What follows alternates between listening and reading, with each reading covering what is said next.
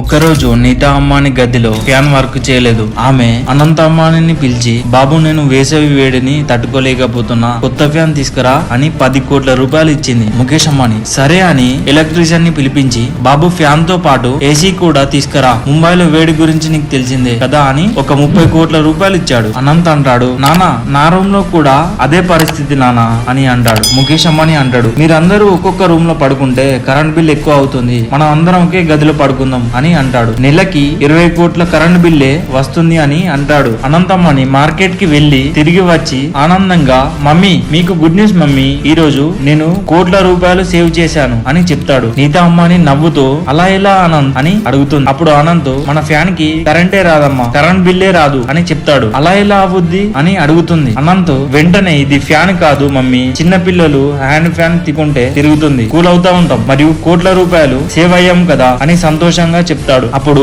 ముఖేష్ అంబానీ మరియు నీతా అంబానీ హ్యాపీగా ఫీల్ అవుతారు. ఈ వీడియో మీకు ఎలా అనిపించిందో కామెంట్ బాక్స్ లో ఫన్నీగా కామెంట్ చేయండి. Thank you.